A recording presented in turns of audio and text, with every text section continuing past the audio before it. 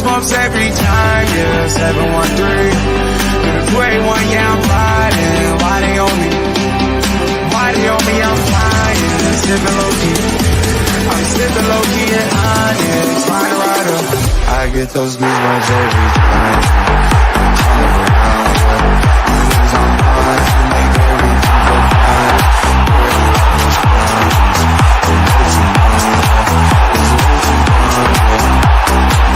I get those goosebumps every time. I need the high, throw that to the side. I get those goosebumps every time, yeah. When you're not around, throw that to the side. I get those goosebumps every time. Up the mags. Yes, sir.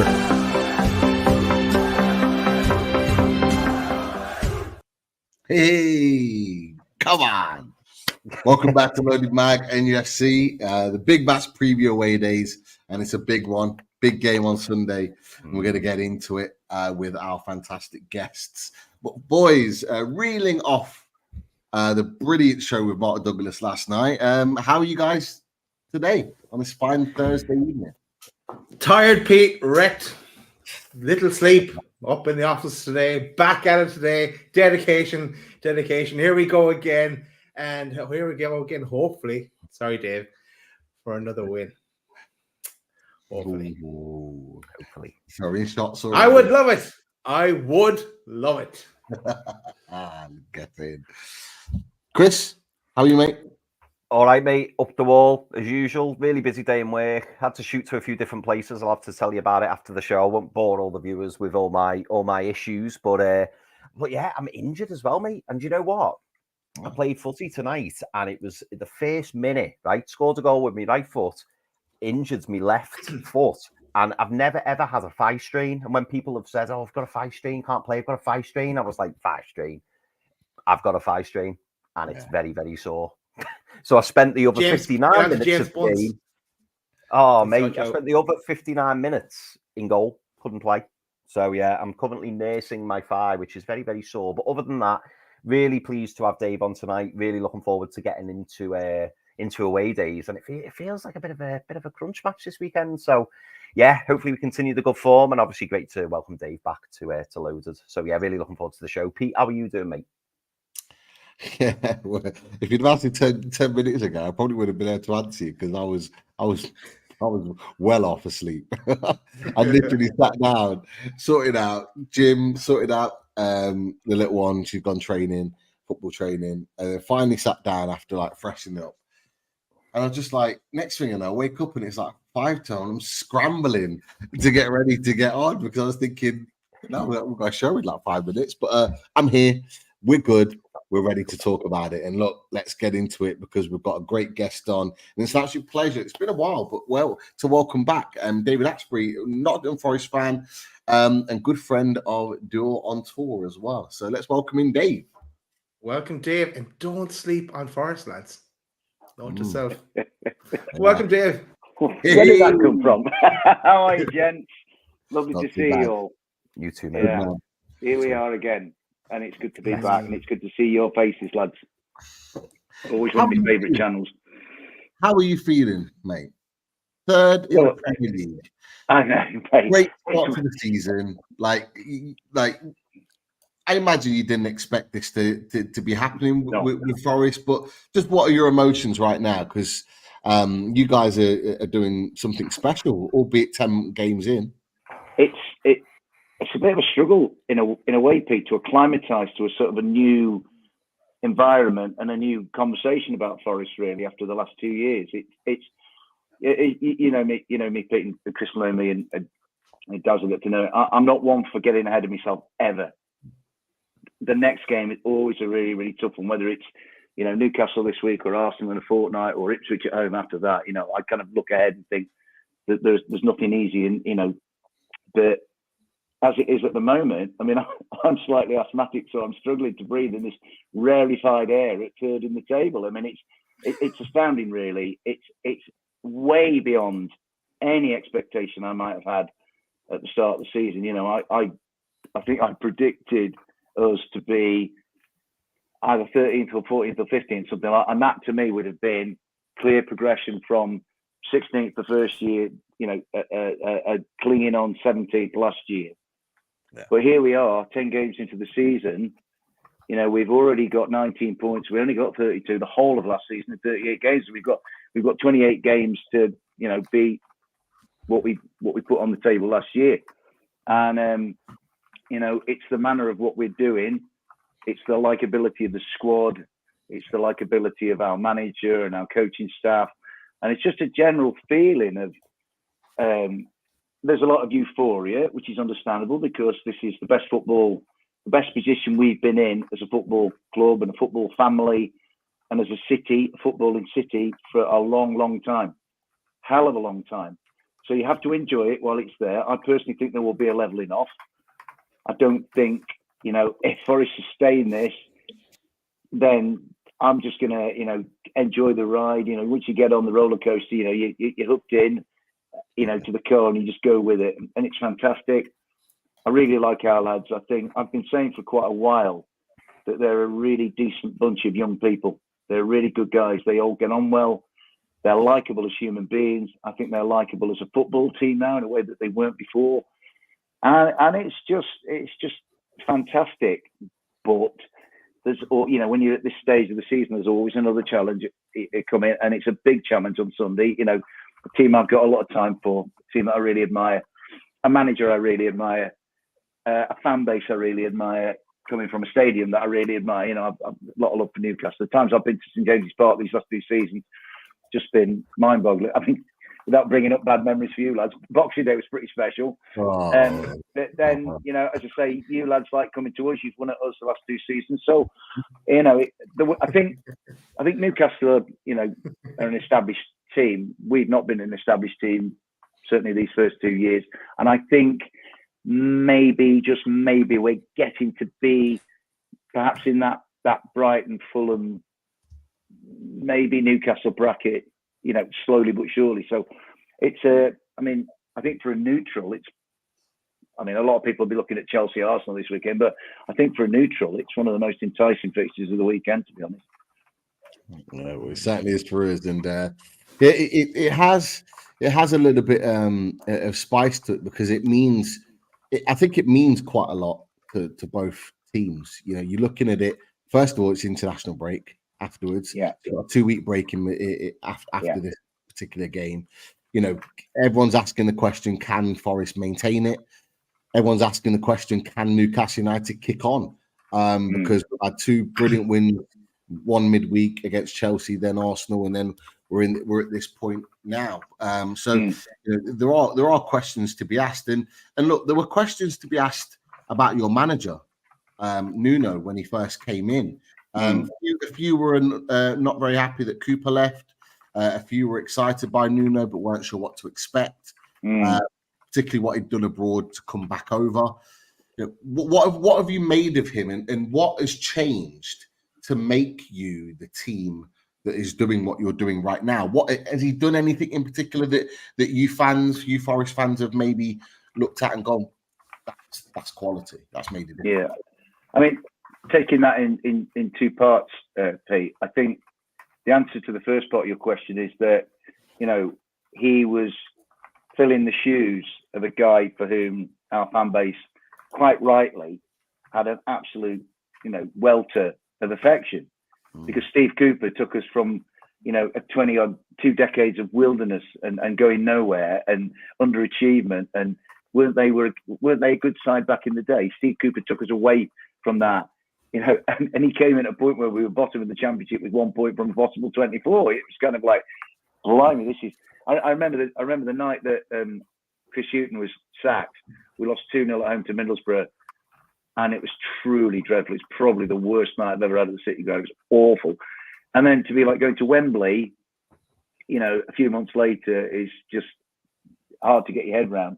And for those of us who went to, I was lucky enough to go to Wembley. It will always be one of the greatest days of my life. So that cultivated, it certainly in me and a lot of people, a great affection for Steve Cooper. Yeah. And so, we had this, and he had a rapport with the crowd. There's like, it was like a 2-way street. But the thing is, what goes on inside the club. I have no control over that. Yeah. And I think what happened with Steve was that the style of football became jaded. I think he became jaded. I think he ran out of road.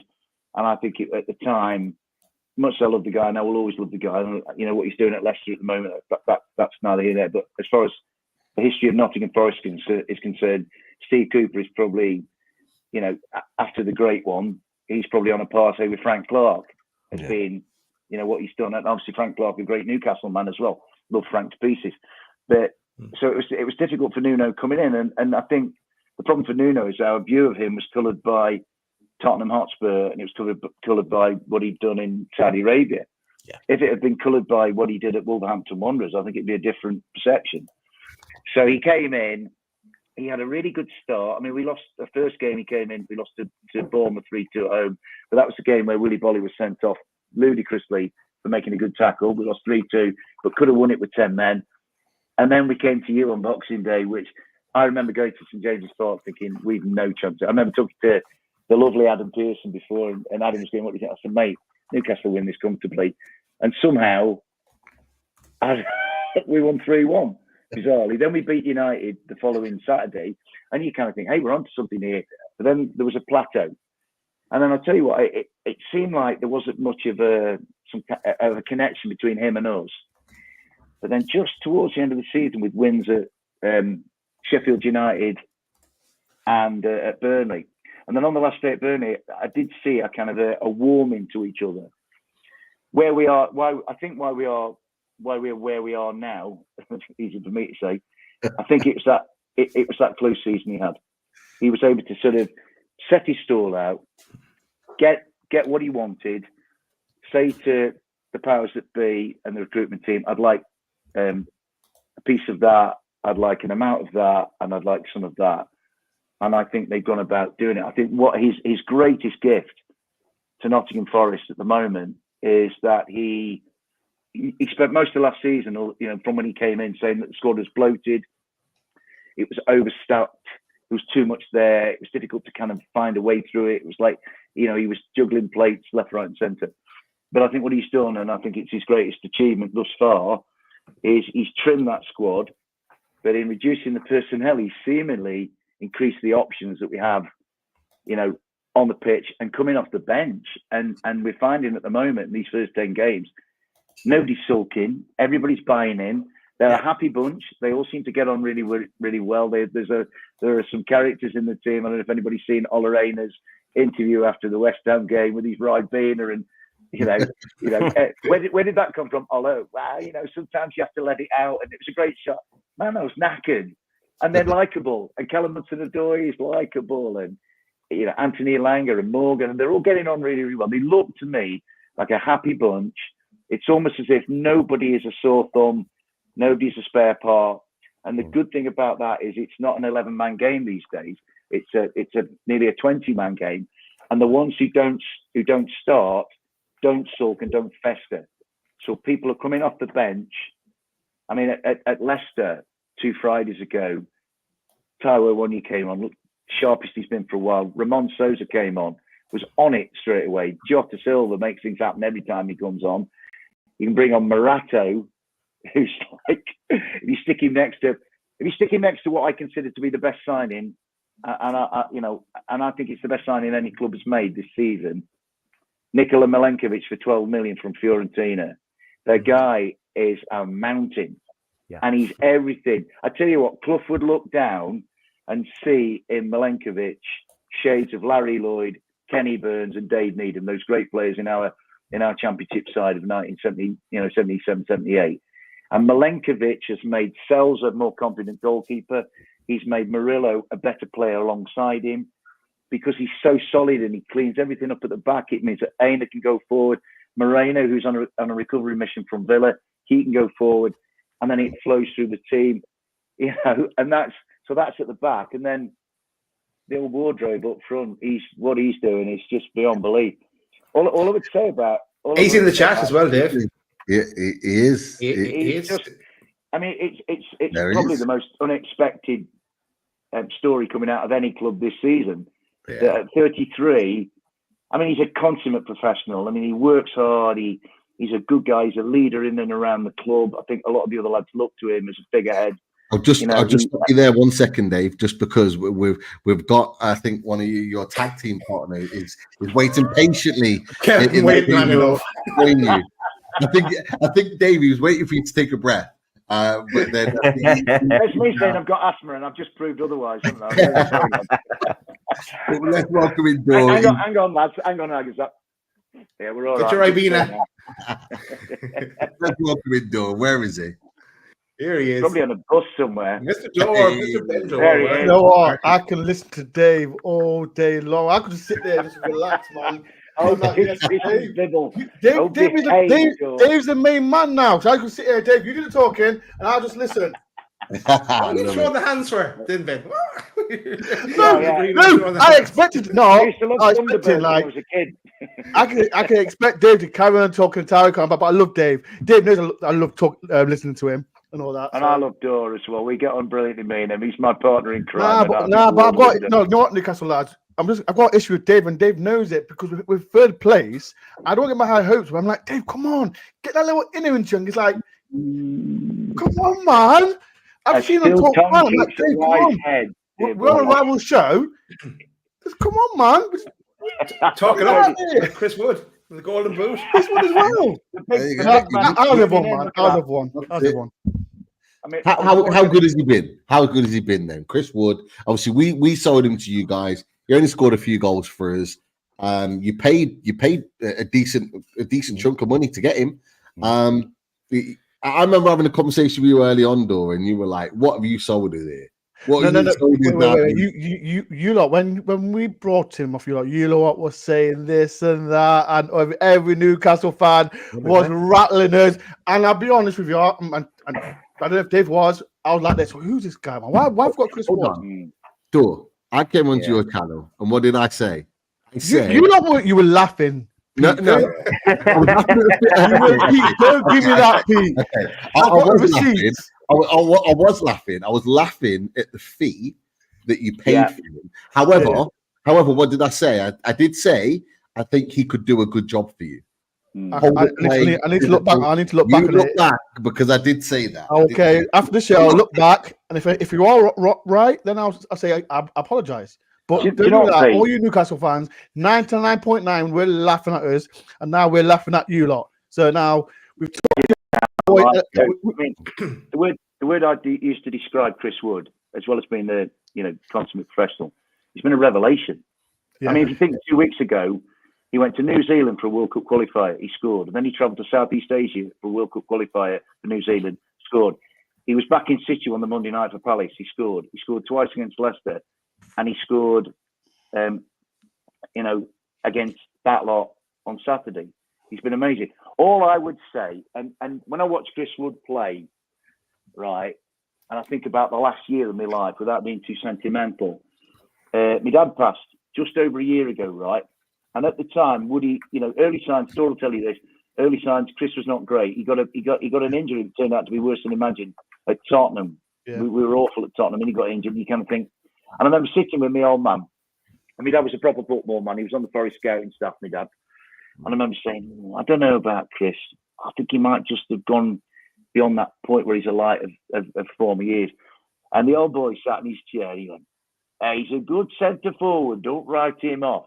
He'll get you goals. He got goals at Burnley. He got goals at Leeds, goals at Leicester, goals at Newcastle. He'll score you goals. And do you know what? Almost from the day that my dad passed, October the 26th, Chris Wood has been saying to me, old Roy Asprey was right. So when he scored, particularly the Leicester game, right? The Leicester game was very poignant for me because it was the day before the 1 year anniversary. And that night in the King Power, I stood next to the door and I got really emotional because when he scored his 2 goals, I was kind of thinking of what my dad said. And I'm thinking, my dad said to me, have faith in Chris Wood. And Chris, fine man that he is, and he's a good guy, Chris Wood, is really playing. He's kind of saying to me, your dad was right. So Chris Wood and what he's doing at the moment, from a personal point of view, means a lot to me. But I think what's more important is he means a lot to the lads in that dressing room. Yeah, he's a leader. He's part of our senior pros group with, I think, Morgan and Yatesy. Milenkovic will be in that now. Matt Sells. And Carry Chris, on, Dave. Carry on with the players, Dave. Carry on with all the players. Dave, wait, Dave. Have you mentioned Elliot Anderson? He used to play for Newcastle as well. Come on. I was holding that one back because I didn't want these sharks above me. No, Dave, listen. No. Listen, right? Because this is the thing, right? Like I said to Pete, when we brought Anderson and they brought in the Greek god, they were like, oh, this and that, and other. But now look at him. Like, I'll be honest, right? When we brought Elliot Anderson for 35 million, I thought to myself, Newcastle ripped it after gave us another dud and all that. But I do remember when he played, he came. I think he came on against us at the City Ground last season, and I thought, okay, he's a bit of a player. And I thought when Forrest brought it, I was like, we don't need him. But lads, sorry Newcastle fans, we've got a great player. He can play. It's not. When Morgan got injured before the Leicester game, that number 10 role is so important for us. And he played. I'm like, oh my god, is he going to be the next superstar? And then the West Ham game. Who did we play before that, Dave? So what happened against West Ham? Crystal Palace Nuno game. managed them because they both had knocks. So Elliot got a knock against Leicester.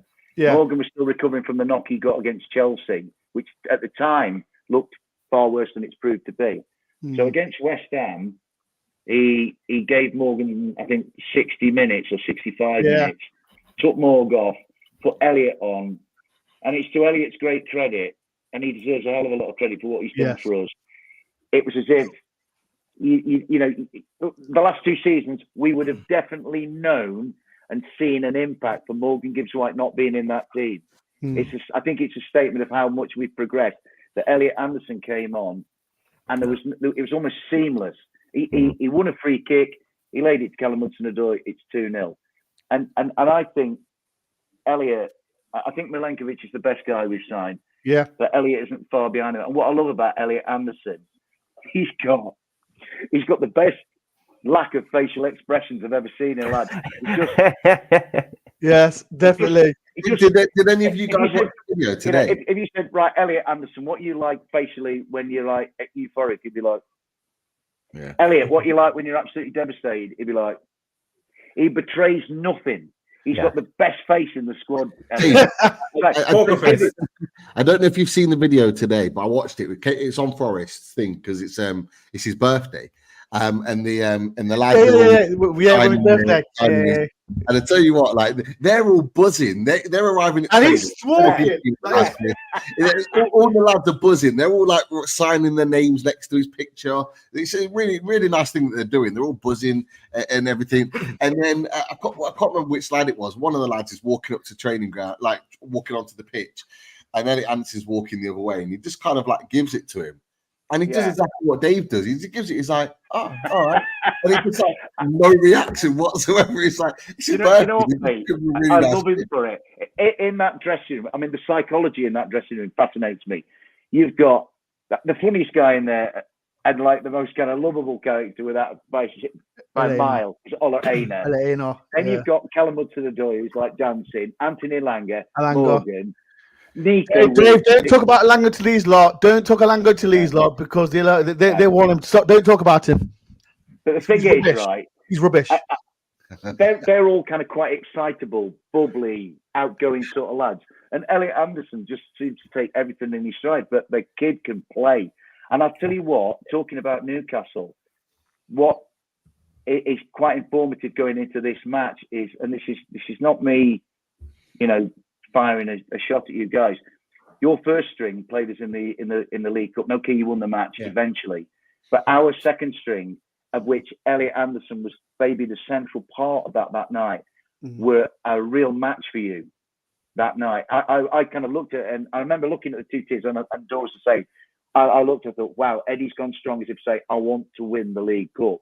Nuno said, this is an opportunity for me to assess the supporting cast, if you like.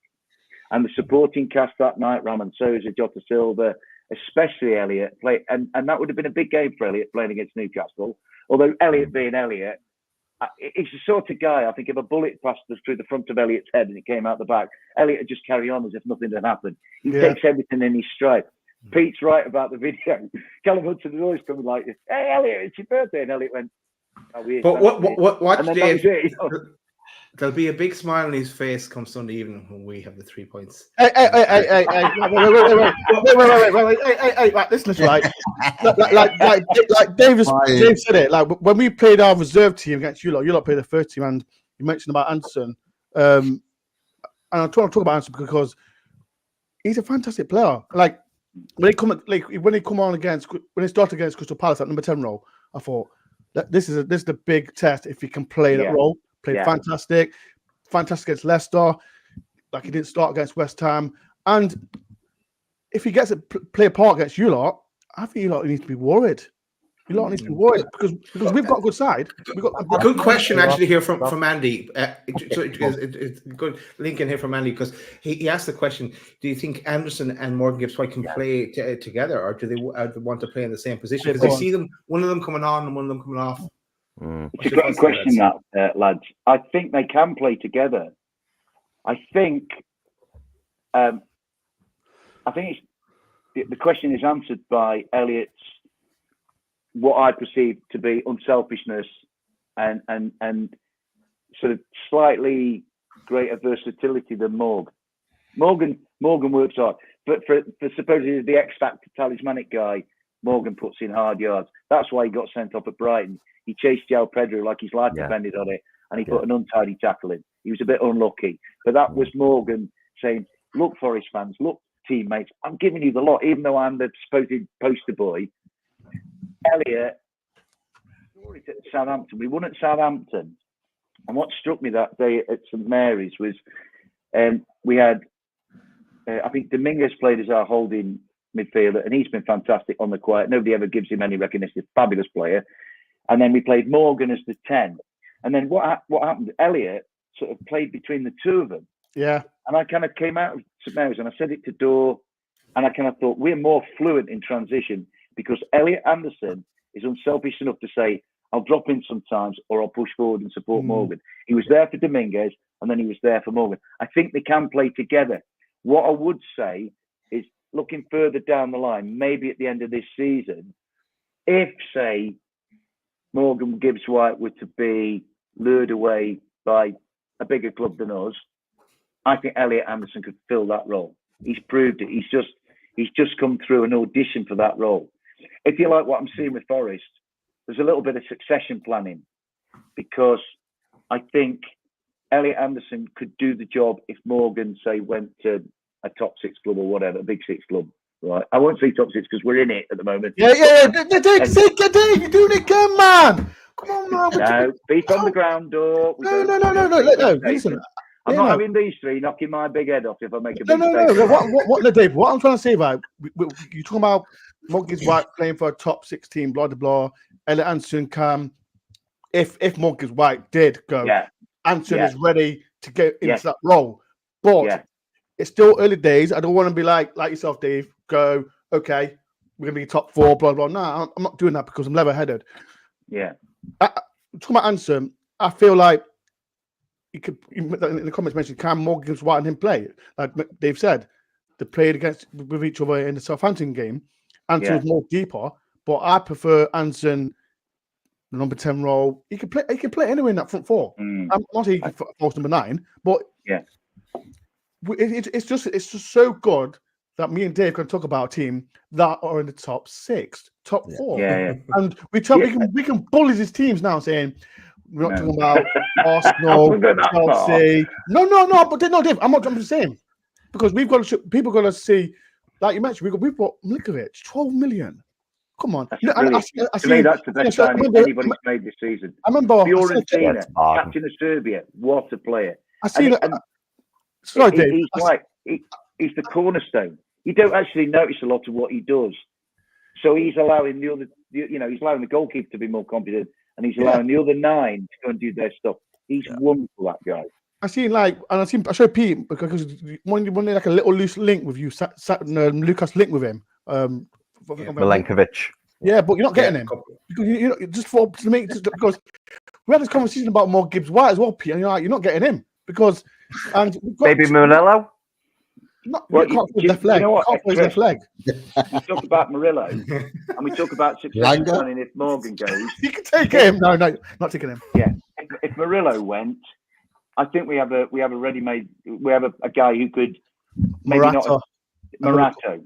We signed Morato from Benfica, and if you put him, I think if you put him and Milenkovic together, I said to somebody a couple of weeks ago, if you put the two of them together, if those two worked as bailiffs in Nottingham and they went collecting the money, everybody would pay as soon as they saw them coming down the garden path, because they are, to my way of thinking, and I'm old school, they are Burns and Lloyd. Lloyd.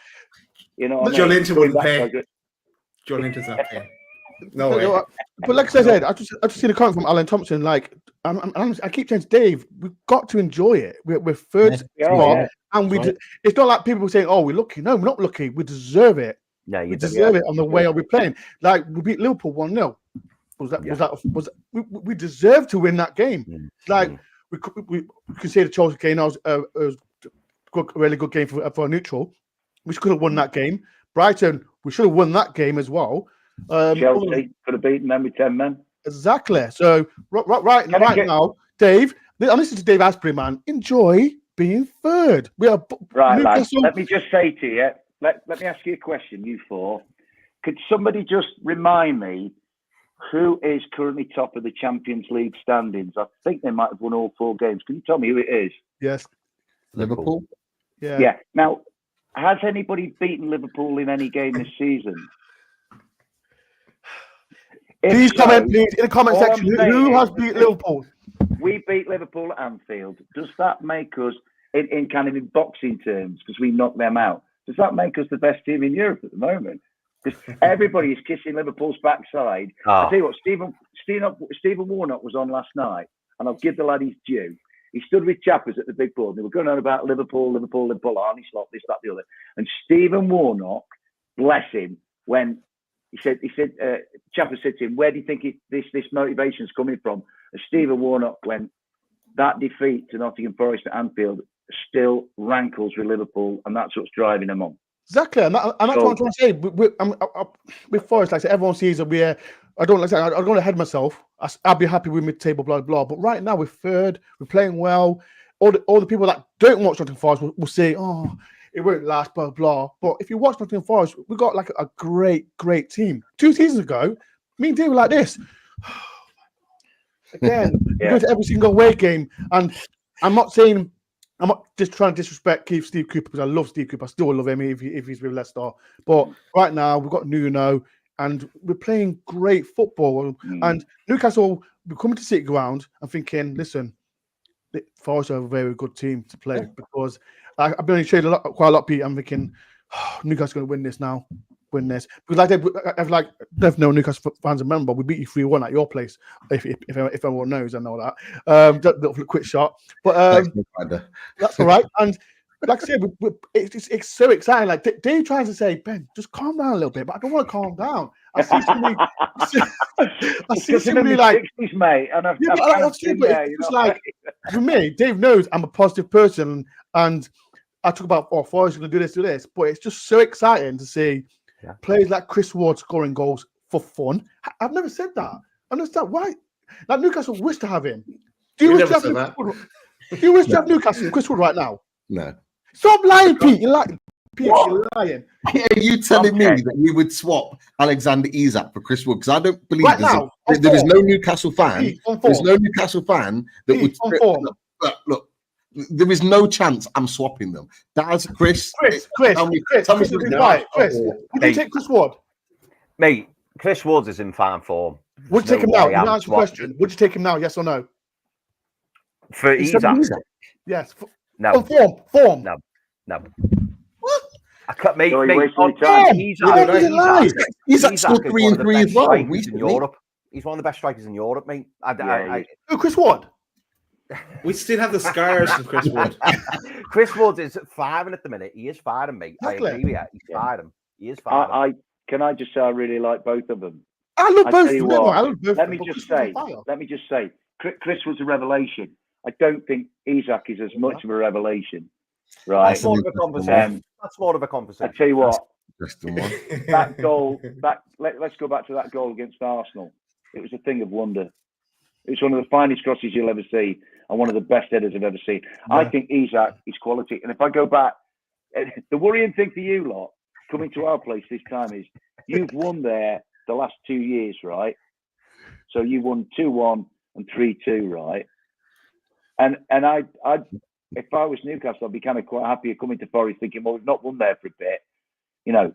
But the context for me with Newcastle and Forest now is that first game back in the Premier League when we came to St James's Park and you won 2-0. Amazing day that was. Great day. And the golfing class was colossal. Yeah. The Geordies that day were amazing to us. I remember saying to a guy, am I all right wearing my colours in Newcastle? He went, they'll love you for it. And I love going Newcastle away. Love it. I love it. Geordies are the best welcoming fans to go to any. Dave, Was that the game we were at, Pete? It was the game we were at, wasn't it? Yeah. It was let me say about Newcastle fans because I always rate them. Yeah. When I like me, Dave, we go to all the big games, and Newcastle have always been a top fan base. Always when we took there, especially away from home. You say it to me every time we play you. Every time I always get a message for Newcastle fans that are watching. I always get a message from Dor after every time we play them, and the one thing he starts with is your fans are the best. Like we always start with that. Newcastle always. And it's not just us, lads. I really good friends with the boys on the Back of the Net AFC Bournemouth podcast, and they the last couple of years they've had a ranking of away days, and Newcastle have won it both times. Yeah. We've not been too far down. But when we went to Newcastle that day, you know, what a first day back in the Premier League after 23 years to go there. You drive into Newcastle, and it's like a citadel. It dominates the skyline. I mean, the only thing is, 140 steps up to the top of the leads.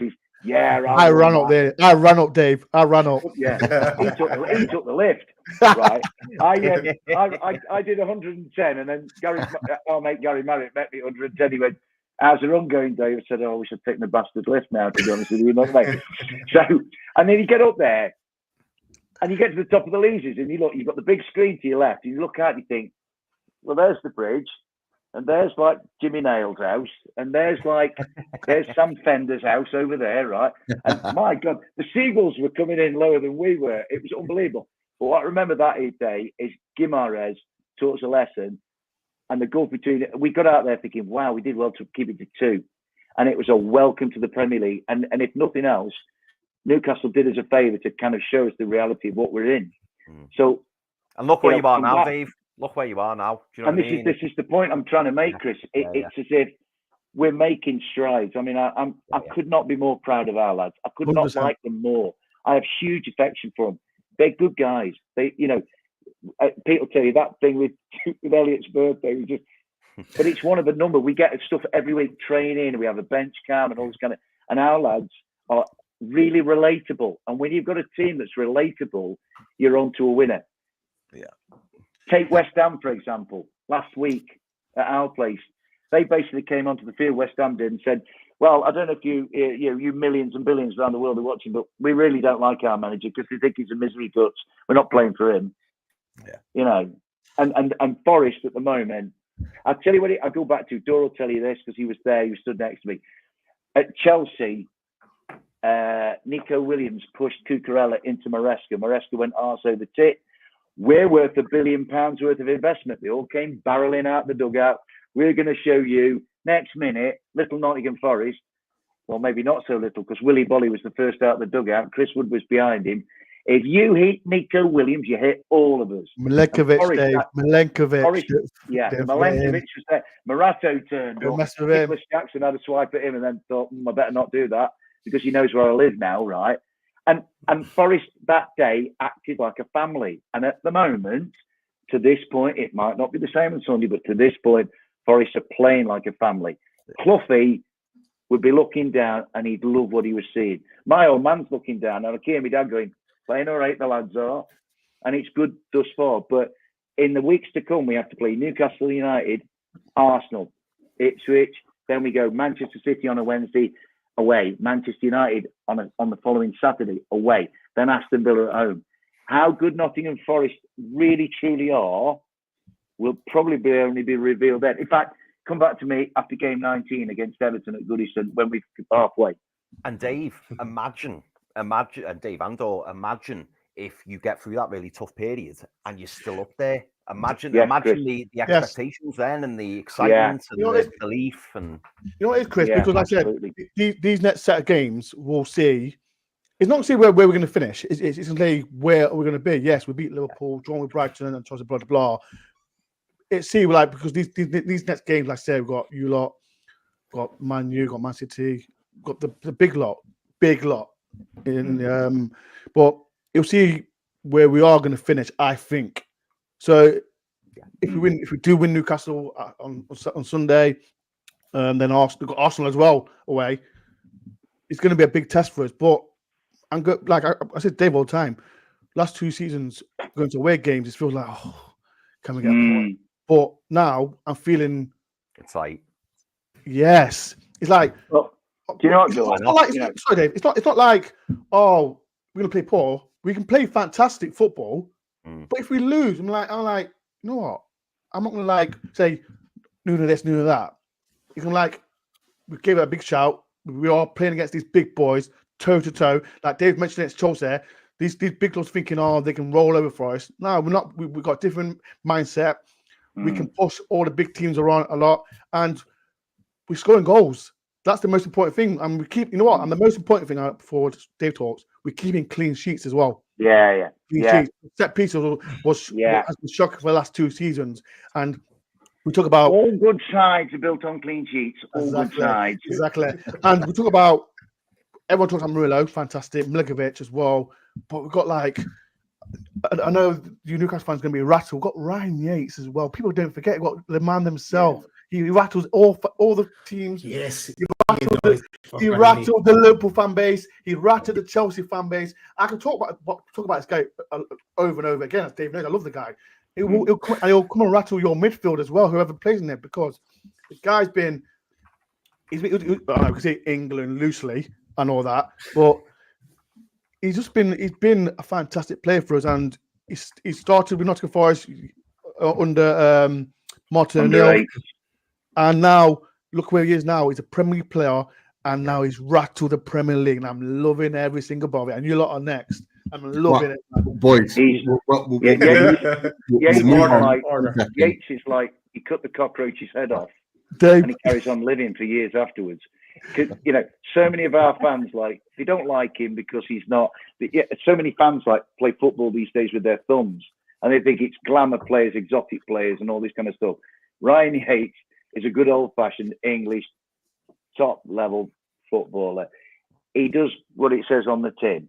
Yes, he's not going to beat 4 or 5 players, but he'll get if it's a dogfight, and every team needs somebody to put it about a bit.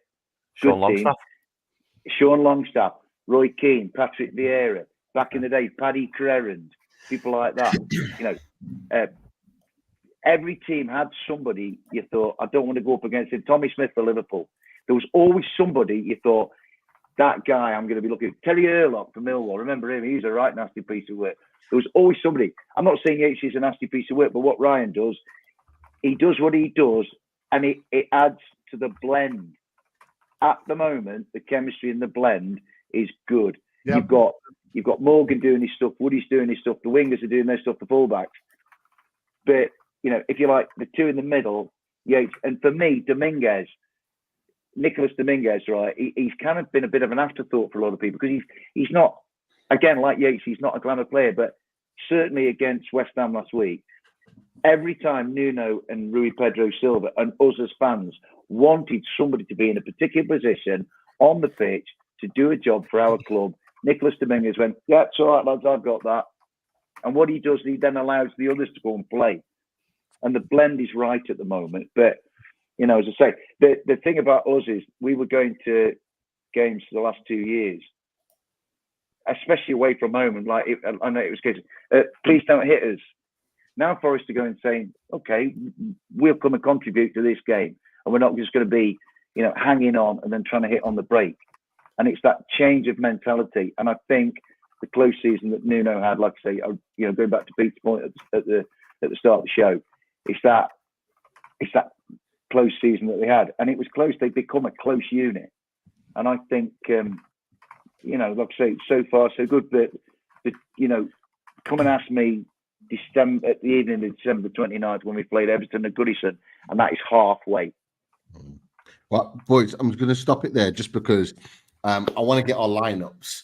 Okay, so I want Dort and Dave together to pick your lineup, and then Chris, Daz, we can pick ours. And I think there's someone in the chat that's mentioned about potentially doing a combined 11. So we may well. Oh, do that, Pete. Do that. Yeah. Let's do what the lineups are going to look like for both teams first, and then we'll do the mix because all the players will be on the pitch by then. So, talk us through it. Why have I got two Matt Sells? Is he that good that you've got? Of course, it's good. That's what it's one's Matt's, one Sells. Right. Okay. Talk us through it. Your team then. Matt Sells definitely in goal. Okay. Usual back four. It's going to be Elena, Milikovic, Murillo, and what's his name? Alex Moreno. Usual back. Alex Moreno. I thought that was a real coup, you getting that Alex Moreno. Yeah. I liked him at Villa. Chris, I thought he looked decent at Villa. Chris, I'll be honest with you, and Forest fans will know, because I don't know if you don't know, we wanted to sign him 2 years ago. Oh, and, really? Yes, and then a month later, he joined Aston Villa, and I was fuming about it. But now, I said to everyone, I feel bad now because the Liverpool debut was fantastic. It was fantastic, and he's gone better and better and better. Good player. Yeah, he dealt with Mo Salah that day brilliantly. Yes. Beyond expectation. And in fact, Ola Aina, the other side, dealt with Luis Diaz. I think it's the most sort of smothered that those two have been for a long time, and that was great credit to our lads that day. One is a free transfer base, and the other one who can't make his way at Villa because Luca Dini is keeping him out of the team. Yeah. So it's an amazing effort by our lads, the fullbacks that day. What's your midfield looking like then, boys? Yeah, Ryan Yates, Dominguez. Yeah, Ryan Yates and Dominguez. Okay, and then your forward boys. I think it'll be more Gibbs-White in that 10 role. It's Morgan Gibbs-White. Morgan Gibbs-White to start. Alanga. And then depends how long he lasts. In the middle here? Yeah.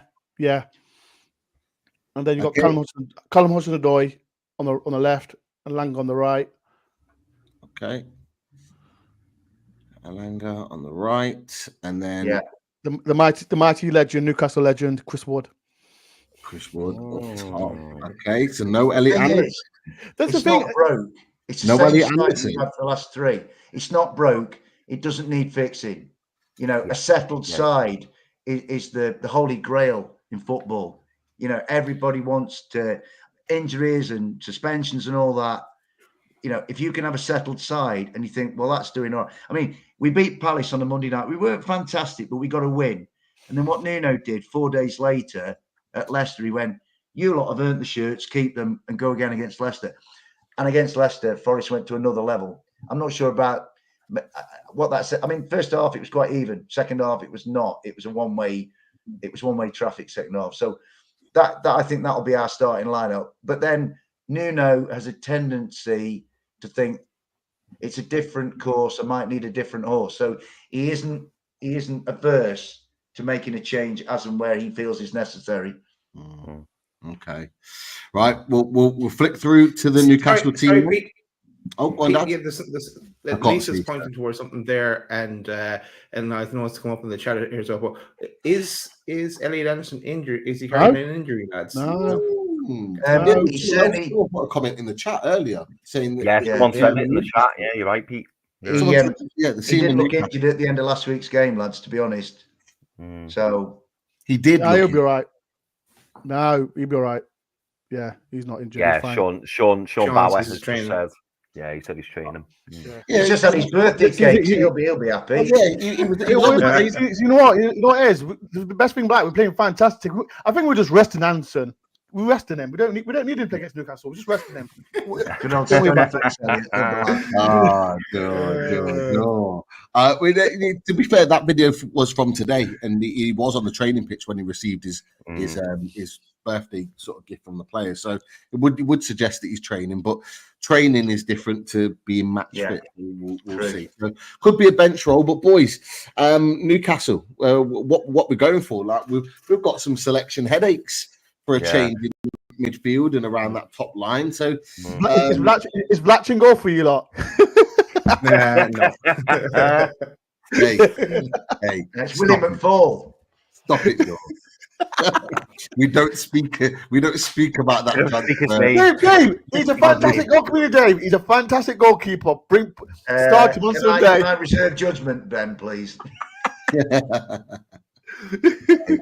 What money? Wait. I'm just saying what Pete said to us. Money well spent. Sorry, Dave. So Pete, you know what, Pete? Sorry, Chris and Dad. I'm just getting revenge on Pete, man, because he gave me so much stick when we bought one, and now you lot bought Vlach for, is it 35 million? Whatever it is. What? Now it's your lot's turn. No. I refuse to acknowledge it until the account come out. Until the account come out officially, it never happened. That's Chris. Come on, talk to us. What we're going for? I'd personally go for to start off with here, and we can horse trade then with the exact same team we went with against Arsenal, right? Okay. And then we can look to tweak, right? So maybe line that out, Pete, and then we can tweak. So Popey, you have Lewis Hall, and you know where you're going.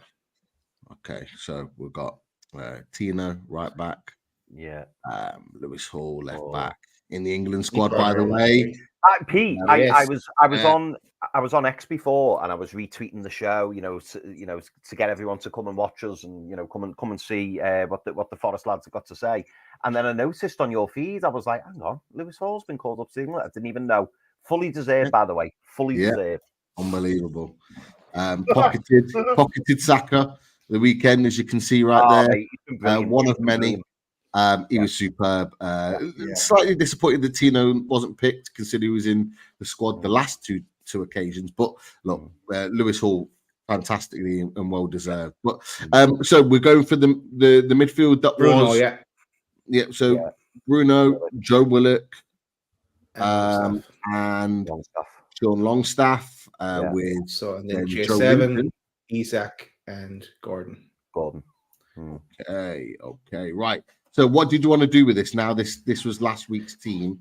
Is there anything that you would want to change? Is there anything that we would change from this lineup, boys? I wouldn't be surprised if this is the lineup. However, knowing Eddie like we do, for me, I think he makes one. I don't know what it is, and I know he's not played there consistently for us because he hasn't. I just have this weird feeling that he's going to put Sandro Tonali in place of Willock. That's just my feeling, because I just wondered if he's just gonna think, you know what, is it worth throwing Joe Willock back in the fray? And also as well, bringing someone like Willock on with 10, 15, 20 to go, I think he can really stretch Forest. But I mean, Pete, you can have the cast and vote, because the rest of the lineup, from what Daz has said from the previous game, I completely agree. Like I think the rest is as is. So it wouldn't surprise me if it stays the same. But I just think he might shake that midfield three up. What do you think, Pete? I think there's a chance that happens. Sandro Tonali can play on the left. We talked about it yesterday with Mark Douglas, that actually, he plays on the left for Italy. He can play there, so it would be a like for like swap in that situation. I'm looking at the team and I'm thinking I don't really want to change too much, but I've just seen in the comment Peter Moore mentioned about Lloyd Kelly coming in for Byrne. Now that could be a potential change, purely because to try and counteract the pace here with Alanga and providing that little bit of extra support. But there's the other side of the coin, in that Dan Byrne's physical presence up against Wood, being in that battle, there's an argument for either or. Personally, I've got to be honest, lads, I think this will be the lineup. I think this will be the lineup with Tonali coming on later on. Harvey Barnes coming on later on. Maybe Lloyd Kelly, like we did against Arsenal. They brought Lloyd Kelly on. We almost went to a back three. And then turn these boys, because we know these boys can turn into wing backs. They can play wing back.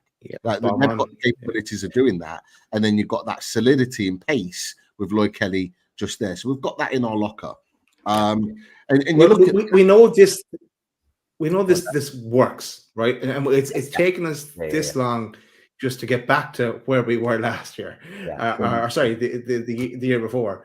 So we know that this formation works, and with the personnel. Now I know, there's a lot of shouts for Tonali, for maybe even Barnes to get to feature here, or Kelly, but it's tried and trusted. And if we had a game midweek, I think then he would have shaken it up a bit, but because they've had a week's rest, another week's training, it's the lads that are playing on this formation here and on this pitch, a virtual pitch, it's their place to lose, so they have to mess it up to allow someone else in, and then to have those options from the bench.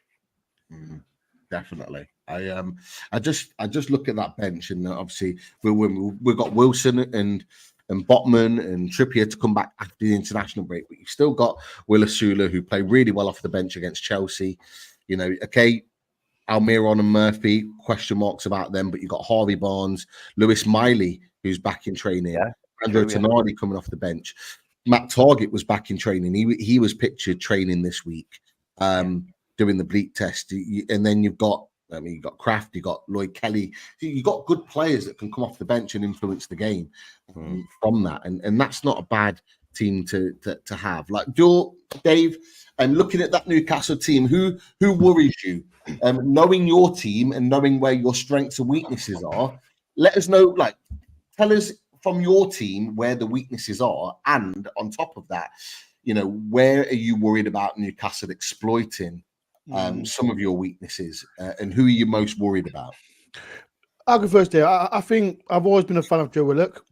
Yeah, everyone talks about Gordon, because when we beat you 3-1 at your place, I thought Gordon played really well the first 30 minutes. I think it was against the Argentina right back, Moreta, I think it was. But for me, Willock, what the problem is, what you're talking, P, about, if Moreta and Lewis Hall attack, he'll suit us. Because when you got players like, mentioned Ryan Yates-Dominguez, if we bully that midfield against Ramirez, Longstaff and Willock, and both of them just take advantage of it, I think we can win the game. And Willock, for me, is the man that I'm a bit worried about, because if he takes control of that midfield and gives the ball to Isak or Gordon, that's your threat. So I think it's going to be a midfield battle, as always. And like I said, I know Lewis Hall, he was fantastic last week against Saka and that. You do realize though, like with Ryan Yates and Dominguez, they're obviously quite physical and they put themselves about a little bit. And Willock isn't that type of guy, although he gets stuck in. That's what I'm trying to say. But what happened against Arsenal, that's Chris, I don't know if you noticed this, but about 20 minutes in, this happened. Yeah. And it stayed like that for then a long part of the game. Because Arsenal was starting to get on top physically in that midfield for a short period of time. So what you do, you bring the enforcer in, and you know that this guy will put himself about. He's physical, he gets stuck in. And if it does get to a point in the game where these two are starting to become a little bit physical and overrunning the likes of Longstaff and Bruno, then he will be brought into that section. But he'll start there, and they interchange a lot. Yes. We know, but they do interchange a lot, and that's why they are so good together. And that's what I was trying to say before, Dave. Like I said, Willock is the guy that I'm just a bit worried about, because, like I said, Dave, if Newcastle are in control of that midfield, you can swap him with Joelinton and that. But I think, let's say, if Ryan Yates-Dominguez take a bully that, or your wing backs do push on, it will suit us. I think it always used to have. I think West Ham tried it, and on Saturday, but it didn't work. So for me, it's a midfield battle, and if like I said, if you push on, you suit us. But you know what? I'm just looking forward to the game. To be fair, what about you, Dave? I think Anthony Gordon worries me, because any guy who's got the pace that he's got is a worry to any team. right? If I go back to the very first game that we played in the Premier League when we came back, I've got to be worried about Bruno Guimaraes. He's a top draw player. Top draw. He ran that game. He ran the game last year when he beat us 3-2. Yeah. The year before at our place, Isak gives me cause for concern because he was the guy who broke that game open when we. In fact, that was my birthday night. That and Newcastle won 2-1, and that was down to Isak. Yeah. It's a top draw side that you've got. It's a cut above West Ham. I mean, whatever West Ham tried last week, Newcastle are going to have that covered in abundance, in my view. I like Joe Willock. What I think about Joe is that he goes a bit under the radar because there's a smattering of gold dust elsewhere in Bruno Guimaraes and Alexander Isak and Anthony Gordon and what have you, and Joe Linton. I mean, what a phenomenal turnaround in his career when he was bought as centre forward, and why has he bought this guy as centre forward? And then with a bit of TLC and a bit of thought, as playing in midfield, he's become a top draw player, Joe Linton, and he graces Newcastle for me. But what I think about this game is I'm looking at those two lineups on his screen there, Pete, and I think it could easily be a back and forth basketball type game where Newcastle come on to Forest come back into Chelsea away. I mean, the last two seasons, it would have been a case where Forest are like surrendering a lot of possession, keeping compact, and then hoping to hit on the break. I think this time Forest will be more sort of let's get into the game, let's contribute as much as they do, and I think it will ebb and flow. It's got, for me, if I was a neutral this weekend, I know people will be looking at Chelsea Arsenal, but for me, if I was a neutral this weekend, this is the game that would fascinate me the most. How good are they? They're third. How good are they? We know these are a side that's been in Europe the last couple of years. They're 11th. Can they get better? Can they deal with their slight issue away from home? And there's another turnabout. For 2 years, Forest away form was a thing.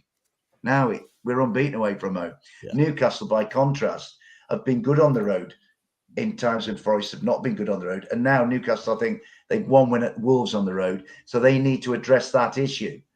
Right. But I look at it and I think what's really nice for me as a Forest fan is to think that whereas like the last two seasons, I would have looked at the 2 11s on the field and I thought Newcastle are clearly superior.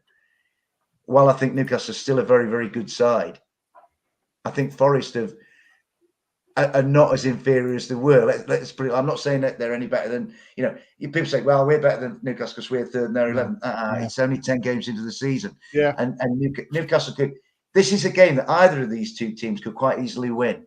Yeah. You can say Forest have got home advantage coming off the back of 3 wins and a major boost in confidence.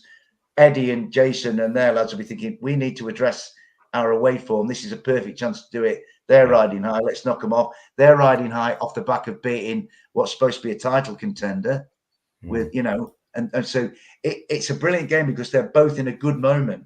Yeah. Right. And I look at it and I think, Isak is top draw to me. Absolute top draw. Anthony, you could, I don't know, mate. I'm not going to put one above the other. No, Dave, I'm just trying to rattle them lot. Come on, I'm just trying to track the Newcastle. I'm not falling for it. Not falling for it, though. Ben, I'm not even going to attempt to knock that barn door down. See, that's what I'm saying to you. No, Forest fans, if you're watching this, just message Dave and tell him just to loosen up a little bit, man. Loosen up. No, not winding anybody up. That's not my style, mate. I have respect for other clubs, and I want. I love Newcastle fans, man. Fans, you know what I mean? I look at that, and I just think if you're looking at those 2 11s and you know your football, that's a cracking matching prospect. That and the idea of Joe Linton and Willock swapping is fascinating because then that gives Nuno and Rui Pedro Silva something to think about because they're going to need to spot that. If Arteta couldn't spot it, then it worked pretty well. My gut feel is that Nuno and the boys will have watched the Arsenal game at St James's Park with a fine-tooth comb. Do you know what I mean? Yeah. With a fine-tooth comb. And they'll say, Nuno will be saying, we have to improve. You see, Willock moves with Joe Linton. We cannot allow that to happen. And if it does happen, we need to deal with it. You know what I mean? Yeah. So if we win the league, mate, no, I'm not doing a forfeit. I dread to think what I would do if we won the league. I've already rapped on a Crystal Palace channel. Don't worry about it. We can do a rap battle West Ham away, celebrating winning the league. Don't worry about it. I mean, you've got is Harvey Barnes? Is he fit to play? Is Harvey Barnes? Yeah, he'll be on the bench. Yeah, he'll be on the bench. Yeah, and then so Longstaff's in. Who would be, if Sean doesn't play? Who's the alternative to Sean if Sean didn't play? Andrew Tonali. Yeah, you see, I mean, he's a good player. I know he's had his issues off the field and in the in the bookies and all that, but he's a quality player, Tonali. So I'm just happy as a Forest fan to think that we've got a level of depth that is now relatively comparable with Newcastle's. That's where I'm at. And do you know what, Dave? Just to add in, and this will piss us both off just as much. By the way, we both know you're absolutely right, Dave. Like this game at the weekend, when you look at all the fixtures, you go, actually, this could be a really meaty game. Yeah, but unfortunately, we all know what the late kickoff is, and the late kickoff is, I believe, Arsenal and Chelsea. So when we come to our game, that it's going to be like, oh, here's Newcastle Forest, and then throughout the game it'll just be like, but we're going to go to Arsenal.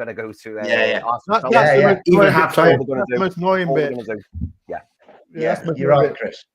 As me and Peter, and me and David are optimistic about because we've been fantastic, but Newcastle are still a great team. They've got a good side. And it's going to be a good game for neutral as well. But hopefully, the one we thing want 3 Newcastle points more than you lot. Yeah, the one thing Newcastle can't do, they cannot be as square and as open at the back as they were on Boxing Day. It was like, I mean, that game was weird because you took the lead, Ola brought Isak down, and you kind of thought we were all in that up, above Mount Everest. Nosebleed.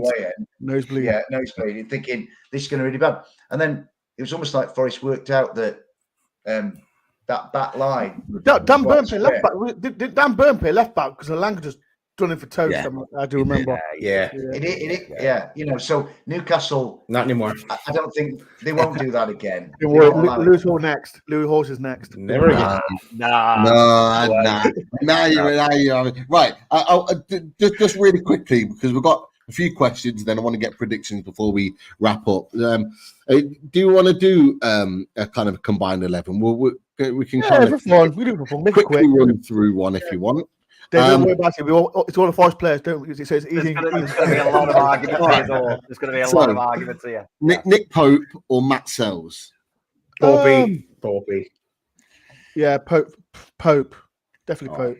Right. Over a longer sample size, Nick Pope. Yeah. Okay, Nick Pope's in. Right, we're going for a defensive back line. You've got Burns, Shaw, Milenkovic. No contest, man. I'm trying to be real. I'm trying to be level-headed. I don't be like Dave will tell me off for this. Try and go over like that. But come on, please.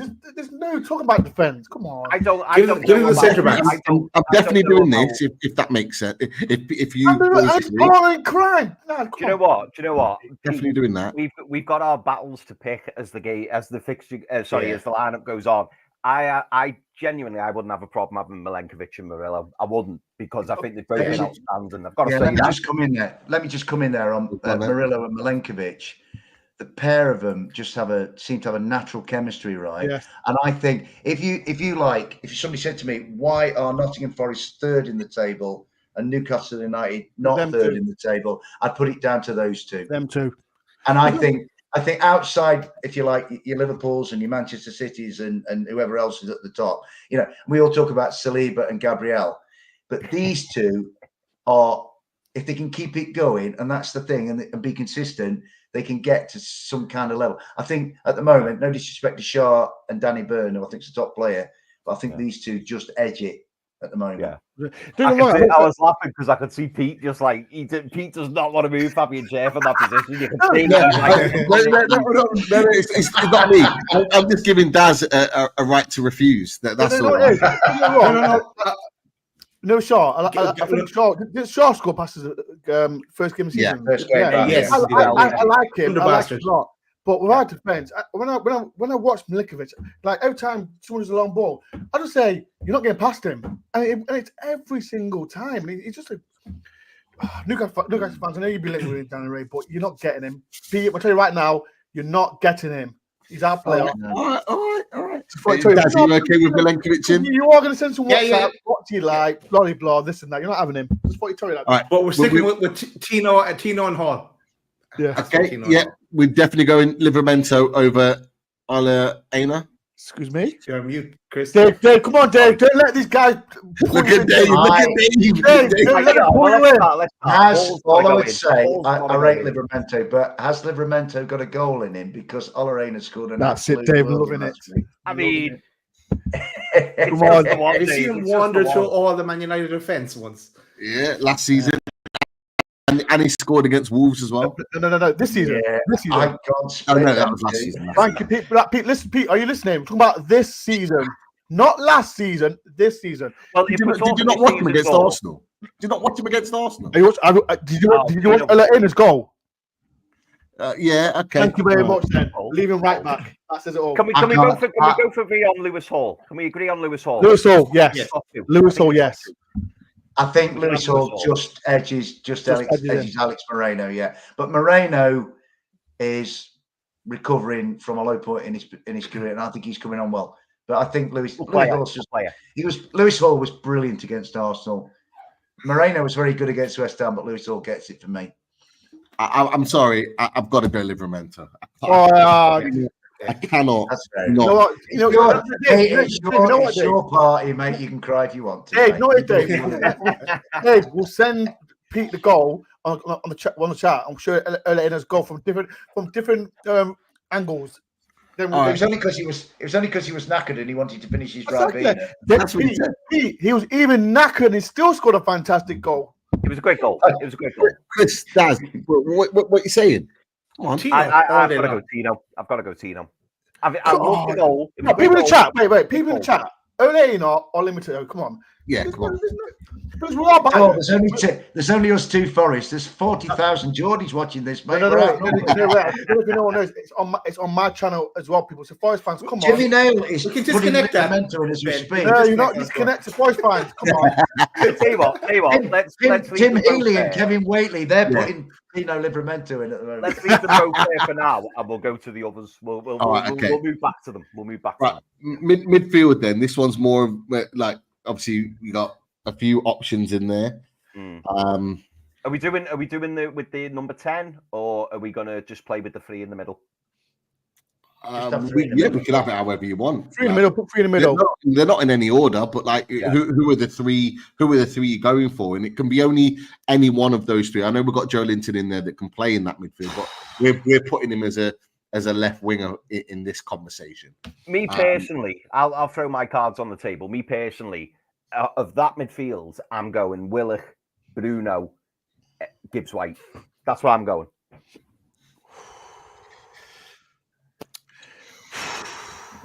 I'll back Chris. Dave, you go first. I'm going. Bruno Guimaraes is probably my first name on either. Yeah, I'll say that. Yeah, superb player, leader on the field, quality player. Morgan is kind of like our Guimaraes. And actually, if you go back to the game on Boxing Day, a lot of that game became a Morgan against Bruno kind of game, and Morgan won that day. When he came back to the City ground, Bruno won that night when he beat us 3-2. So I don't think there's much between those two. So to me, Bruno and Gibbs-White are pretty comfortable picks. Yeah. And then I'm going to put Joe Linton in midfield. Oh, okay. Yeah, that's fair. I'm going to have Joe Linton. Because much as I love Yates and I love Dominguez, you're talking about Joe Linton coming in there and doing a physical job. And that's a nice balance with Guimaraes and Gibbs-White. Yeah, fair enough. Let me say, ask him a short bit. Like I said, I love Yatesy, but Bruno slightly ahead of him. Yeah. If you're talking about form, I'll put Yates in there. But over Bruno's on door, man. You are. I don't want this argument, Pete. I don't want this argument again, Pete. I'm just saying. I'm saying you're putting Yates. No. Listen to what I'm saying. I'm putting Bruno there. I'm putting Bruno there because I think he's a good player in that role. Because if you're talking about form, Ryan Yates is playing the best football in a Forest shirt this season. That's what I'm like. Do you agree, Dave? Okay. Well, he's in great form, but is he playing better than Bruno?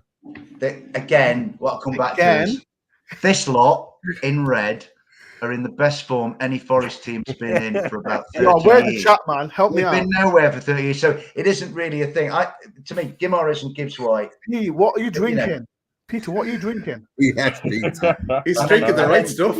And then if it's Joe Linton or Yatesy, they both do the physical stuff, but Joe Linton's just got that little bit, to me, That little bit edge. more class. That little bit more class. Yatesy, Ryan Yates all the way. No intentions to have a brandy tonight, but I feel like I need one. Listen, I'm on the. Listen, Pour me one as well, Pete, please. Peter, I'm on. Dave, I'm on the Elena Rabino, so I'm all good. I need a drink. No, but the banter aside, Bruno gets slightly ahead of Yatesy, but Yatesy's Gonna been drink the fantastic. cool- Back of a gonna jersey. drink the Kool-Aid, lads. Yeah, so yeah, but Bruno gets in front of me. He's the only man I know that's been on a night out with the lads and drinks a cup of tea. Yes, that's He's the only man I know. And I was more, and the thing is, Pete, I was more off the leash than anybody, mate. That's true. Right, okay. So we've got Bruno Guimaraes in there. Have we all agreed that Morgan Gibbs-White is in there somewhere? Yes. Okay, Yeah. so I'm going to put him there for now. So now we've got one more spot to fill. Okay, so we're only going to use these players that are available here on the pitch. So who else? Who's going to fit that third spot? I know Chris went with Joe Willock as a potential option.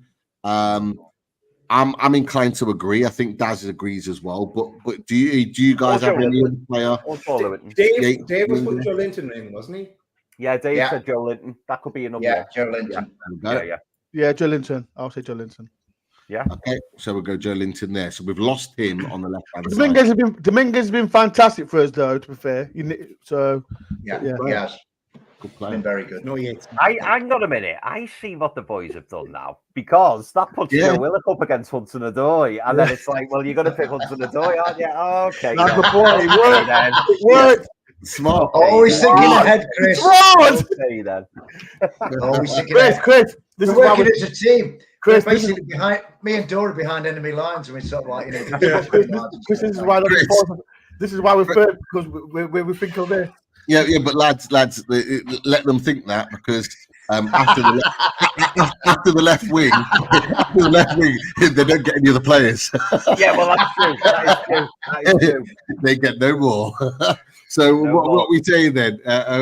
Hudson-Odoi over Willock then? Come on, man. To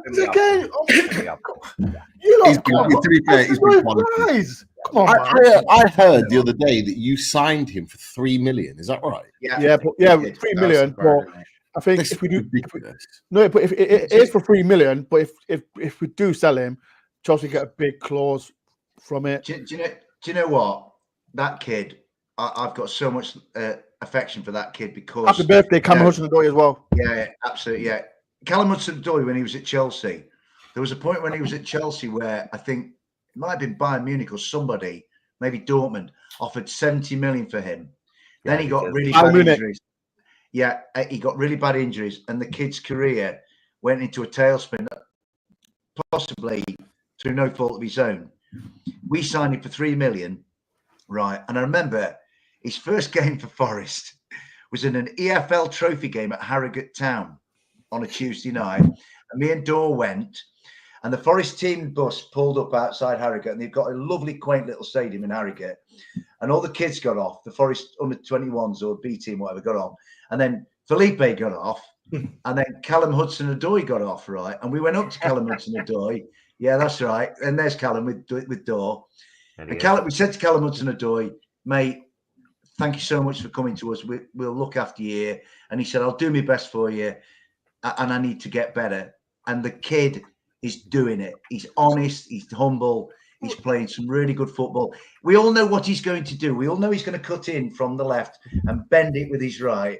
But stopping it is another thing. So I think, much so like Joe Willock, I think Callum, Anthony Gordon, absolutely the other side for me.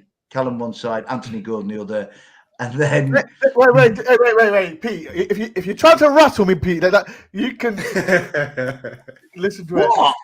You can't off as well. Where's Chris Watt gone? Where's Chris Wood gone? That's when he's gone. He's on the bench. See what? I went for a drink of milk. I only had a drink of milk, and Chris Wood had gone. Where's he disappeared to? No, Pete. Why are you Like doing to hand Pete Davey. They must have just disappeared on. Right. Pete, Whilst they're there, we might as well keep them, eh? Pete, no, Pete. Right, people, right.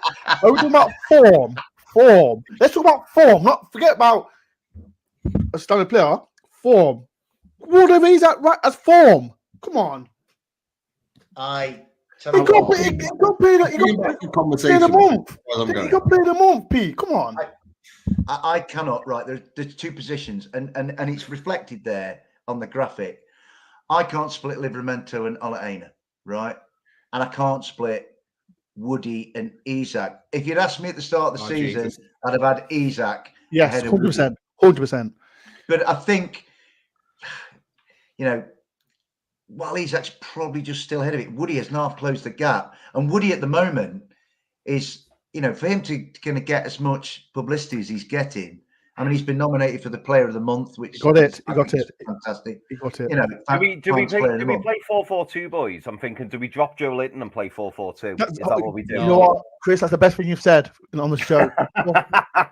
You know what? Just make it 4-4-2. Simple as that. 4-4-2. Is that what we have to do? 4-4-2. You know what? I'm going around to seeing the logic of that. And if you like, Isak's just scored a fantastic goal that had everybody. Hey, stop it! Stop it! I'm not doing anything. Stop doing anything. Christ, no. I wish I had a touch screen now. I can't do anything. I'm putting my finger on the screen. Pete Davey, I'm putting my finger on my screen and I can't move any of these bloody players, mate. All right. We got it. Joking aside, though, it's a great team. If you see a better player, he's for the wood. But form-wise, come on, everyone's talking about him. I'm looking at that 5 Forest and 6 Newcastle, and that probably reflects. Yeah, it is. That reflects the fact that Newcastle have been established as a Premier League team longer than we have. No, right. Dave, we should have 6. Put Elliot in a back in, Dave. Give myself put Elliot in a back in that season, and that makes it 6. Oh. Cheek. Right, okay, because we renegotiated the wood, can we have Tino? Can we have Tino? We put Wood in. We put him in. Yeah.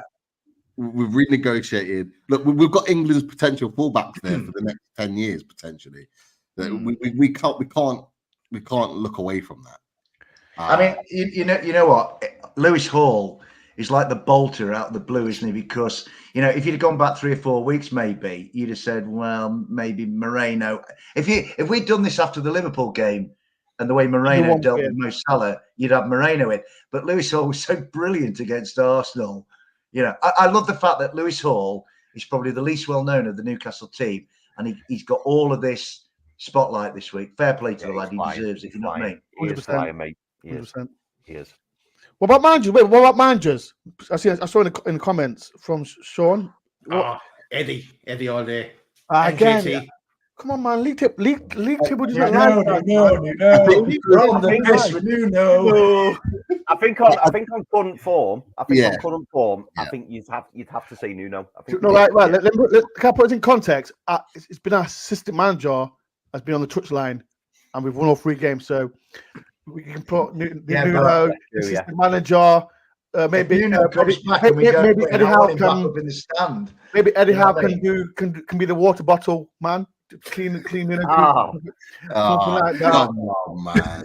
And we need Mad Dog. Mad Dog's got to be in there. Of course. Mad Dog's assistant manager without question. But I did have the same thought that because of form and you boys sitting third with what you're doing, I give you Nuno for that. And Nuno is the only guy to put Arnie Slot totally in his place this season. Rattled him. Slot got rattled. In fact, when they're talking about the Nottingham Forest defeat being the thing that's spurring Liverpool on, that says Arnie Slot's like, Nuno got in my head and he dominated me, and he did. I mean, that day at Anfield, Dora will tell you, the Liverpool fans, you'll never walk alone at the start of the game. 75 minutes in, Liverpool were walking alone because they were walking out. And that was down to Nuno's masterclass. Stay in the game for 60 minutes, open it up, and then take the game. And that's what Forest did. That it was tactically, it's the best I've seen for a long time. Yeah, definitely. Right. We'll leave it there. That's the combined team. It's a great team, to be fair. It is. Would be massively competitive. So after the game, we'll see all 11 Forest players be on it, and you'll be crying about your players and all that. So yeah, after the game, keep. We'll see. But look, I think we've got a couple of questions, and then we'll come back to we'll come to the predictions before we wrap up. Yeah. Okay. Just some quick shout outs to Antoon Army, who donated 5 memberships there as well. This is one here. Thanks, Antoon Army. And I think it's on your channel, guys. Sean. Thank you, Sean. Good man. Nice, Good man, Sean. Thank you, Sean. To 1983, new member as well. Welcome to 1983. Welcome, Lord Ultra. Be a member to my channel, man. I need some help, man. Just to rattle these Newcastle. Also, a member, the Lord Ultra is Peter Moyle, who has some great suggestions and options in the chat as well. Let's get to a question. Right, let's go for this one. Ian Toon Trader, who from your 11 would get into our first 11? I mean, we've just done that. We just won. And who would you replace them with from the two? Who are you giving us, and who would you take from us? I'll take Gordon for Langer. Okay. Yeah, I'd take Anthony Gordon for Anthony Elanga because I think Anthony Gordon is more consistent than Anthony Elanga. And Anthony Gordon's end product is better than Anthony Elanga's, by and large. Okay. Good stuff. One for you, Chris. Kubo from Andy Ford. I've seen that from Andy Ford. I've seen that. Where is Kubo? Where is he? Got 2 strings. From Tom Dixon said, would you consider a bid for Elanga? Would you be prepared to let him go, lads? And how much would you let him go for? The thing with Langer, and Dave might agree on this, he'll play. I don't want to be harsh on him because they said everyone's have done their bit. If we did sell Langer and we sold him for like 40 to 50 million, would I be disappointed about it? No, because it's like with Brennan Johnson. We sold him to Newcastle for 50 million. We thought, we're not going to replace him, and we did for Langer and Callum Hudson-Odoi for cheap as well. But if we did 40 million, 50 million to Newcastle, I'll take it. But right now, he's in a good team. He's not. I don't think he scored yet this season yet, but he's doing his bit. He's doing his bit. I reckon that if Newcastle came with, they did come, didn't they, with a bid before, and at the time, I was kind of thinking, we need to give that serious consideration. Now, Anthony, because I was speaking to a guy a couple of weeks ago who comes in our gym, who's the goalkeeper for Chesterfield, Ryan Boot. He came in, and we were talking about a friendly between Chesterfield and Forest at the start of pre-season. And Ryan Boot said to me, he said he's the fastest guy I've ever seen on a football field, Anthony Elanga. But the thing with Anthony Elanga is he'll have a good one, not so good, good, not so good. Right. Now, if Newcastle came again and said 45, 50, I would seriously consider it, because now Ramon Sosa has come in and Jota Silva has come in. And what you're finding is we're starting with 2 wingers. And it's just the last few weeks when things have been good, and it'll be interesting to see when things are not so good what these guys do. But we've been able to kind of start Callum and Anthony, take them off, put Jota Silva on and Ramon Sosa on, and not lose anything. Now, if they were coming on and it was a clear drop off from Elanga and Hudson-Odoi, Elanga in particular, then I'd be like, I think we need to hold on to him. But I don't think. I almost get the feeling that, like, whereas, Morato has been bought maybe as a replacement for Murillo if he goes, and Elliot could do a job if Morgan goes, then maybe if Anthony Elanga was going, Forest is thinking, well, we've got Ramon Sosa, who's a Paraguayan international, and we've got Jota Silva. So again, it comes back to the idea that Forest, almost overnight, and thanks to Nuno and his coaches and the recruitment team, have developed a level of depth that we didn't have before. Yeah. 100%. So Anthony Elanga being sold, I think, at this juncture in time, is less of an issue than it might have been a few weeks back. Yeah, 100%, Dave. 100%. Just to me. Okay, cool. Chris, I'm going to come to you because there was some breaking news while we're on the show as well. Maybe just from via Chris Hope. Yeah. Craig Hope, even. Chris Hope. Reframe. Chris, give us hope. Yeah, I've got to give you a bit of hope. Yeah, so Craig Hope has just tweeted there, for anyone who hasn't seen it, Newcastle, it's not really a big shock, but Newcastle United have opened talks with the reps of Fabian Schär and Emil Kraft over the contract situation with both players due to expire this season. So good news in my opinion. I think both deserve a new contract. So yeah, a little bit of breaking news there. So just wanted to mention. Cheers. Nobby Clark, cheers for the donation, the super chat. Nobby, he goes, Door, I wish you were as right as you are enthusiastic. That's damning with faint praise, isn't it? Nice one, Nobby. Nobby, thank you for $4.99. But listen, I'm just excited more than yeah. We've got to win the moment. That's the thing. We're going to get bumps and bruises. It's the Premier League, but why not? I love it. We're above Man U. We're above Chelsea. We're above whoever. I'm excited. So we're way beyond where I thought we would be, and that has to be, celebrated. I mean, Sunday night it might be different, but as of now, Thursday night, it's great being a Forest fan. We've had a week. We've had 3 decades of manure. Exactly. And we deserve a little bit of something now. And I said some of these content creators need to show some respect to Forest, man, because everyone talks about no disrespect to Newcastle fans. Like I said, I love Newcastle fans, but as Forest fans, it's just good to be third place in the Premier League. And and it's like I said to Newcastle, it feels like if it was last season, we'd have got battered, but now. It feels like I'm not saying, we're going to beat Newcastle, big score, nor that. I'm not saying that.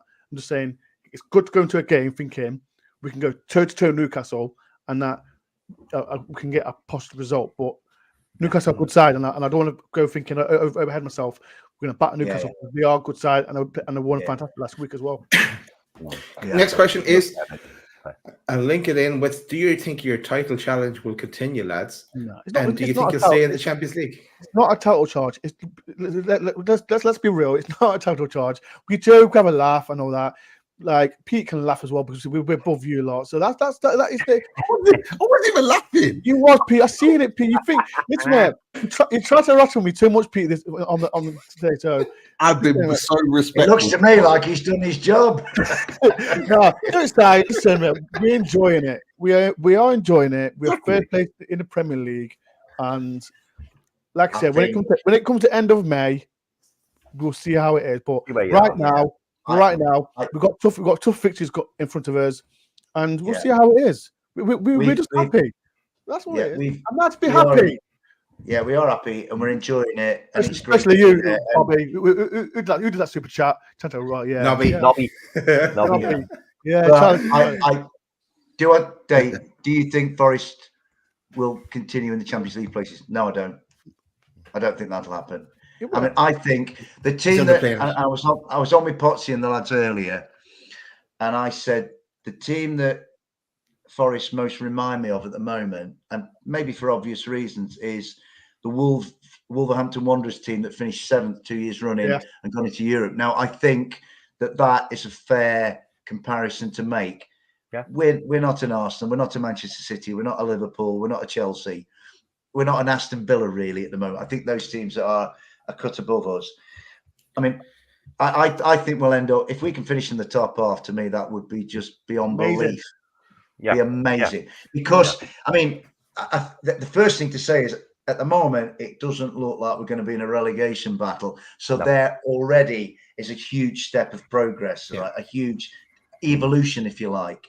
If we can somehow finish in the top 10 of supposedly the most high-profile football league in the world for a club like Nottingham Forest, given where we've been, that would be incredible. I mean, we've got a good friend we were going to a game a few weeks ago and we were talking about it, and he was saying he thinks we'll finish 12th. You know, so a lot of us are kind of we are enjoying the moment, but we're probably likely to drop down a little bit. You know what I mean? Yeah. That's what I think. So no, I to answer Tom's question, we're not title contenders. We're not that good yet. Wait. Can I say something? But after the, I could say the Everton game, then talk to me after that, Pete. Then we'll see what happens. Well, that'll be hard. After the Everton away. Yeah, but after Everton away, we'd have played exactly half our fixtures. Exactly. Then it's the general window is going to be important as well, because if we bring in the right players, then again, it's something that a different topic. That's a great Dor. That's a great point. Another point you make. Let's talk about evolution. 2 years ago, Nottingham Forest was a standing joke for signing anybody that could breathe. Right, 40,000 signings.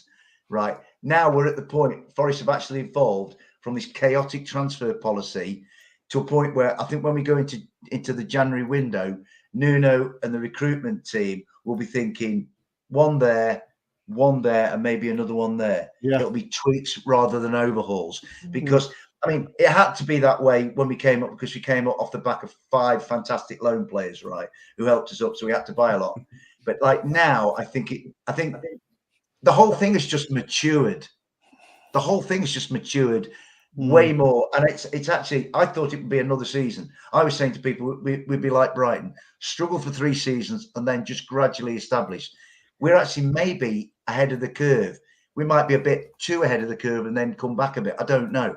But at the moment, I just see a club that is all of a sudden being far better run, and adults have got in the room, and I like what I'm seeing on that basis. You know what I mean? Right, guys, let's go to predictions, but we'll do that. We'll go to the question here. Can you let us know what you expect from Sunday, lads? Let's go to predictions. Pete.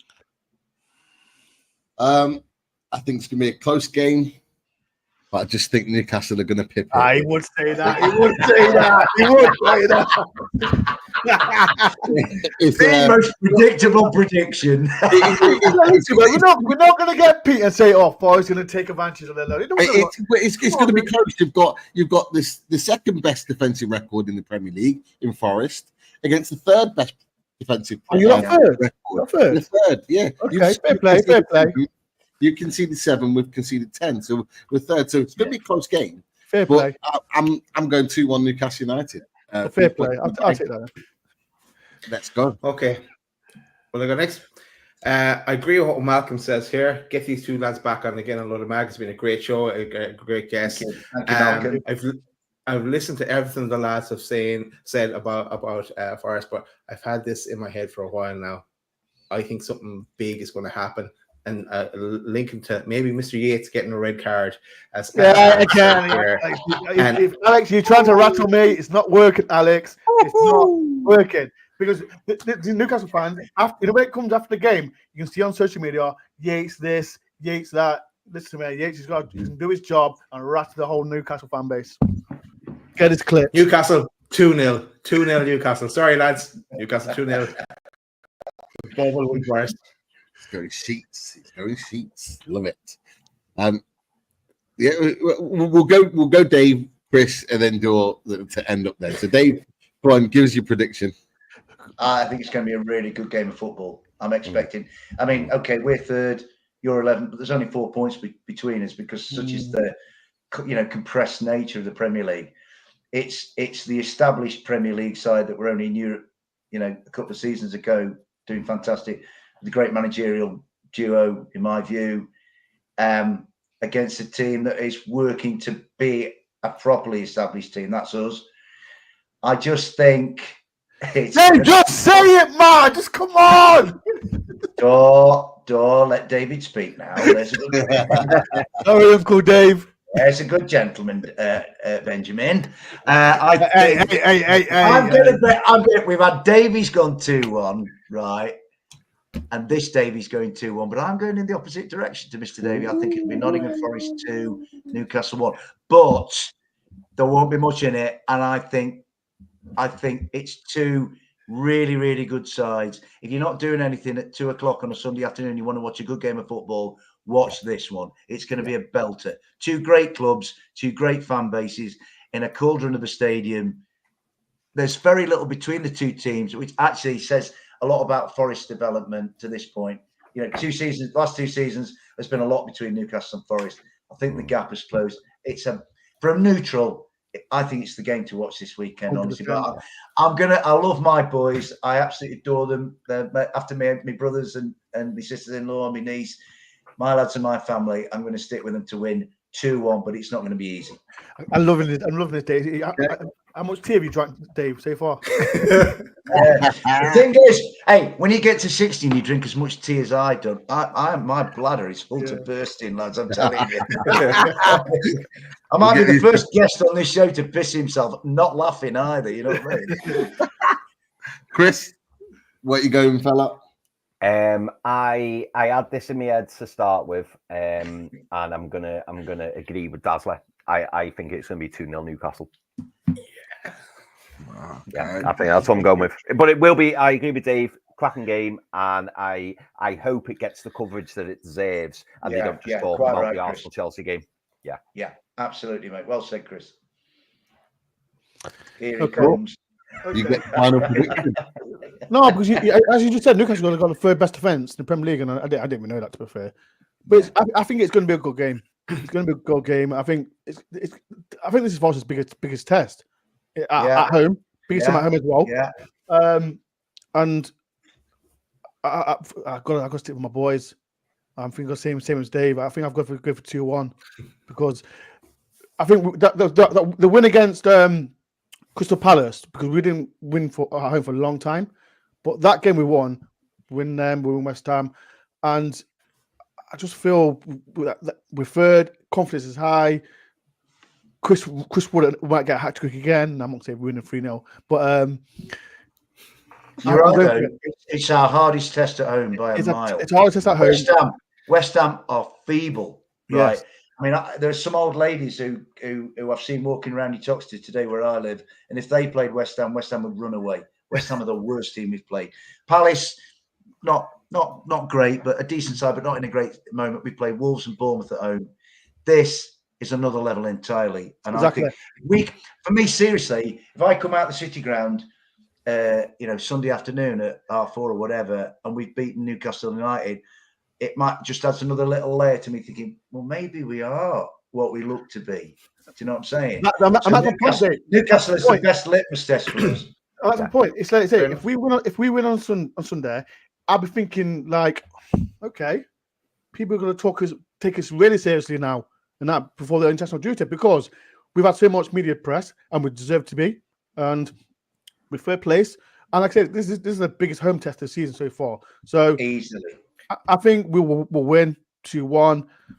But far from that, I think it's going to be a good game. And Ryan Yates Ryan Yates yet again is going to rat the whole Newcastle. Do you know what, Dor? At the same time, it would not surprise me. It would not surprise me. It ended up 3-3 or 4-4. It's going to be a good game. It's going to be 0-0 now. It's going to be 0-0 now. Because of what life's like that. Chris, life's like that, isn't it, mate? Yeah.